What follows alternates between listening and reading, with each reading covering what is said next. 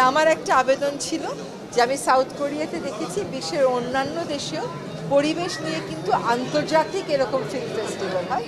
তো তাদের আগামীবারের ফিল্ম ফেস্টিভ্যালে অনুরোধ করেছি যে পরিবেশ নিয়ে বিশ্বের বিভিন্ন দেশে যে ফেস্টিভ্যালগুলো হয় সেগুলোতে শীর্ষস্থান যারা অধিকার করে সেগুলো এখানে প্রদর্শনের ব্যবস্থা করতে।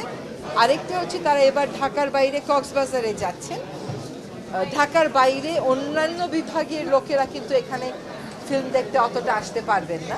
যদি এটা কোনোভাবে সম্ভব হয় ঢাকার বাইরে, এবার না হলে অন্যান্যবার, যে 8টা বিভাগীয় এলাকাতে এই ফিল্মগুলো প্রদর্শিত হবে, তাহলে আরও বড় সংখ্যক মানুষ এই ফিল্মগুলো দেখতে পারত এবং যেটা বললাম সাংস্কৃতিক মেলবন্ধনের পাশাপাশি মূল্যবোধের জায়গাতেও তারা নতুন করে আবার ভাববার সুযোগ পাবে। এখানে যারা থাকবে তারা কেবল ঢাকা দেখবে। আমি সবসময় বলি যে বাংলাদেশ কিন্তু ঢাকার মতন দেখতে না, বাংলাদেশ ঢাকার চাইতে আরও অনেক অন্যরকম দেখতে। তো তারা কক্সবাজার দেখতে যাবে, বিশ্বের সবচাইতে বড় আনব্রোকেন সমুদ্র সৈকত দেখবে। এটা আমাদের জন্য একটা আসার জায়গা।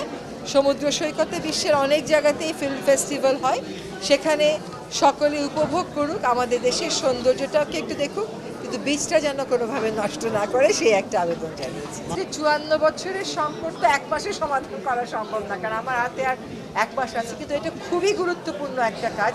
এটা এতদিন হয়নি, এটাই দুঃখজনক। আমি দেখি কাজটা আমি শুরু করে দিয়ে যেতে পারি কিনা, কিন্তু আমার পক্ষে এটা শেষ করা তো কোনোভাবেই সম্ভব হবে না।